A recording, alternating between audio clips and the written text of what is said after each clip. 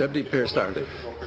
Good morning, the Minister. Well, I'm one of the members of the Finance Committee who's putting pressure on the banks, and I can tell you that I don't get up in the morning, come in here to the House of Directors to be misled or lied by senior bankers, as is going on down in room 4 in the committee chamber. I'm just after coming from Permanent TSB, where I asked them about their split mortgage product, where they say they don't charge interest rates on the warehouse portion. After I left the committee, I phoned a customer of Permanent TSB, and they gave me this documentation which they got from the bank just 2 weeks ago, and I'll read a line to you. Interest will be charged on your warehouse account at a rate of 4.1%. So, Minister, the banks are running rings around this government, and it's time that you stepped up to the mark, stopped hiding behind the central bank, stopped hiding behind the target, and start to rein them in. Minister, last April, the Taoiseach told this House that he expected a substantial contribution from the leadership of the banks on pay and pension. He further stated that it is right that it should be because these are extraordinary salaries. The Taoiseach made his comments in the context of the Mercer report and in the context at that time when the AGM of Bank of Ireland was taking place and you were to vote on Richie Boucher's pay salary. A year later, we know that not 1 cent of basic pay of the top bankers have been reduced as a result of the Mercer report recommendation. In particular, citizens across this state will be shocked to learn once again that Bank of Ireland CEO Richie Boucher has earned an obscene salary I prefer of the if you wouldn't be mentioning people's names here who are not. Well, the CEO of Bank of Ireland has earned an obscene salary, and a salary from a bank that is only saved because of the sacrifices of the Irish taxpayer. We know that total package is €843,000. Minister, Bank of Ireland only exists today because it was bailed out by citizens of this state.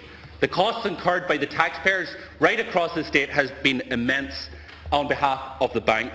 And despite all the hardship endured by ordinary people, by hard-working people across this state, this bank continues to show contempt for the Irish people. It continues to show contempt in the way that they're dealing with repossessions, that they're dealing with legal letters, that they're dealing with the obligation to provide credit to small, medium enterprises.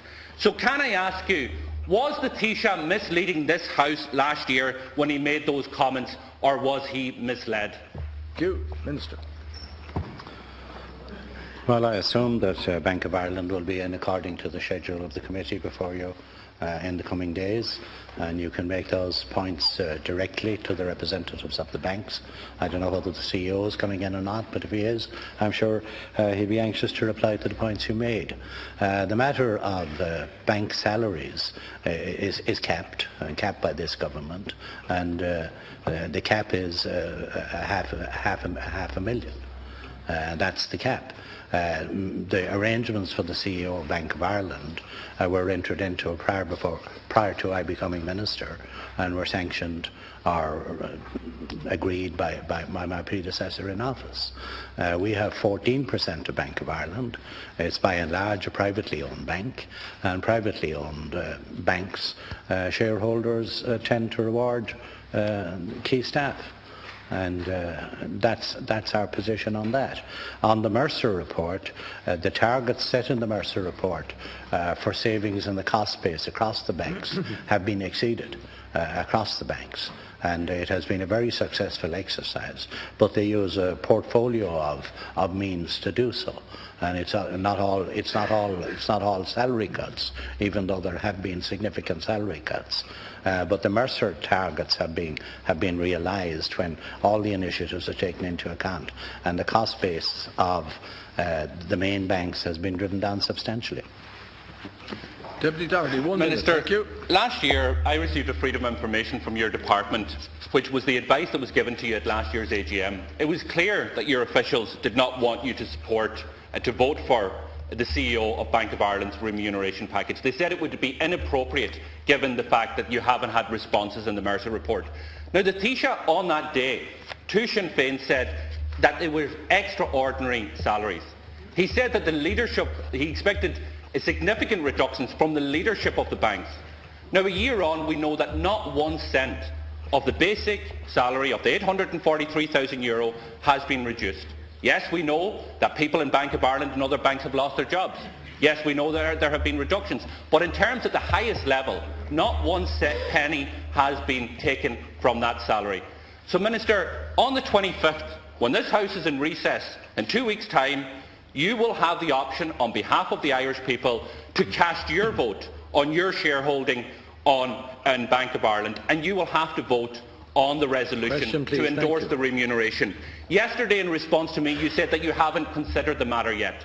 Can I say to you that you need to do what the Irish people expect you to do, what you should have done last year, and you need to go in there and say that €843,000 to the CEO of Bank of Ireland at a time when that bank is not dealing with the mortgage crisis appropriately, at a time when Irish people are struggling, is obscene. And as Finance Minister of this state, that you will not endorse such packages. I am asking you to clarify to this House what position you will take in 2 weeks' time.